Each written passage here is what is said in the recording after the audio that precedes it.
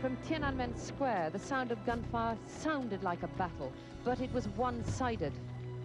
The troops have been firing indiscriminately, but still, there are thousands of people on the streets who will not move back. The bicycle rickshaws scooped up the injured. Others were shunted onto bikes and pedaled to hospital. The number of injured continued to climb. Ambulances were unable to get through to the square. The army turned them away. Casualties had to be carried into the hospitals by bystanders.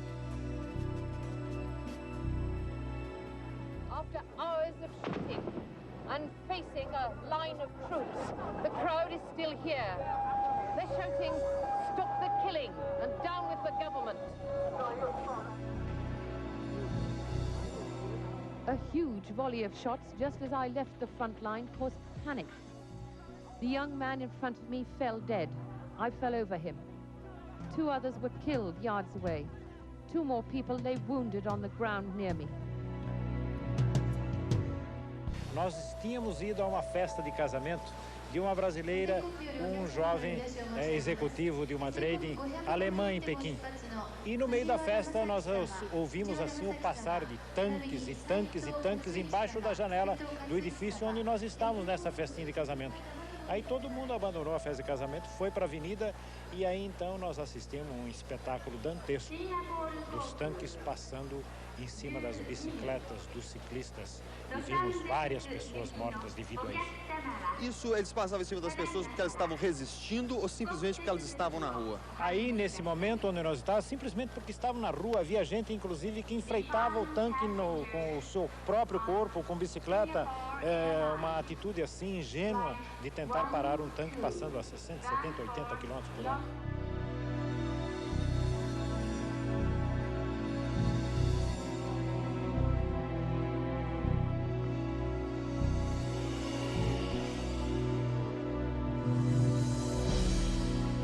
Eu acho que a cena que chocou o mundo, chocou a China, mesmo que eu acho que a maioria dos chineses não viu, não teve acesso a essa fotografia, essa filmagem do líder, do estudante que parou os tanques. Porque todo o noticiário que circulou no mundo inteiro não estava circulando na China na época. Entende? Então, isso é uma imagem que a gente teve conhecimento só fora da China. Quem cresceu e quem estava na China na época não tinha essa imagem.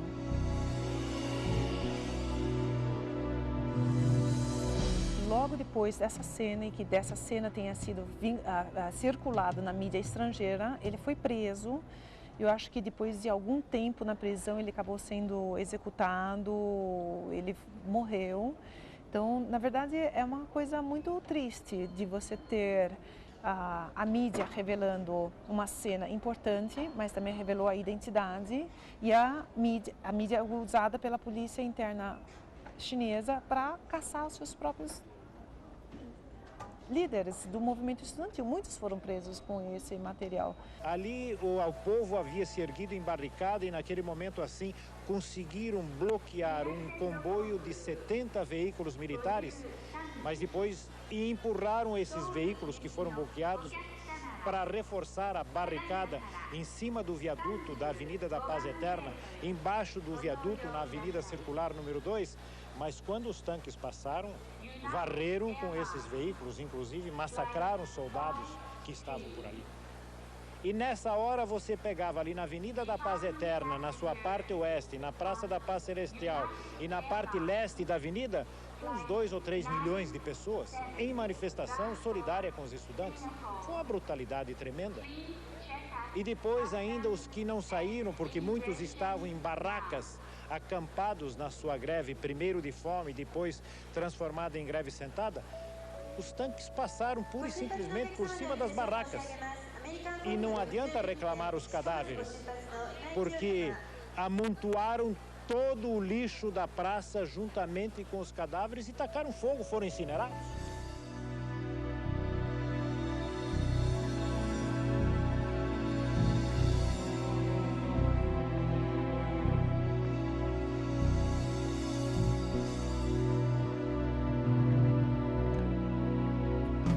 Já imaginou um dia ver o que você viu na China?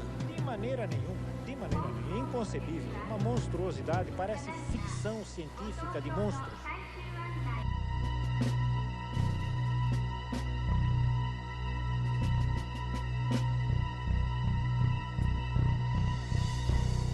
Então, desde aqueles que queriam manter as referências socialistas, mas democratizando, até outros que queriam aproveitar o processo e eram muito críticos ao socialismo e explodir chamavam inclusive aquilo de o mandarinato vermelho, a burocracia vermelha.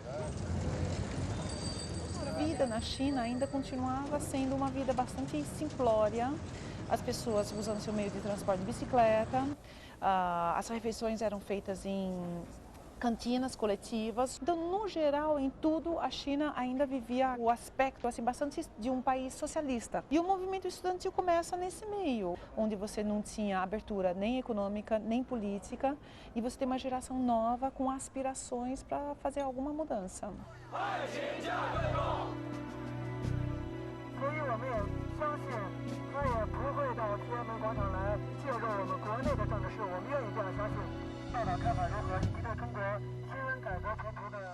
Não se sabe até hoje quantos exatamente morreram, quantos exatamente ficaram feridos, né? Porque aquilo foi dissolvido a bala, né?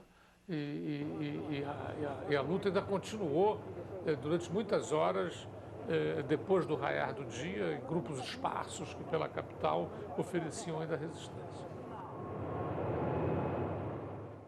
Por que os intelectuais não protestaram depois do massacre e todos se silenciaram? Essa é uma pergunta muito válida. E muitos fizeram essa pergunta para os intelectuais chineses, no seu submundo na época.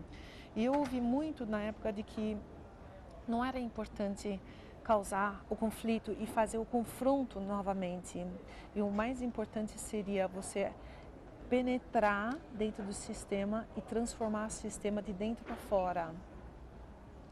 Então, a grande estratégia dos intelectuais chineses, de todas as idades com quem eu tinha conversado, entrevistado na época, era de que não queremos nenhum confronto, já sofremos demais, não queremos mais nenhuma morte, mas vamos fazer a reforma a longo prazo e de dentro para fora.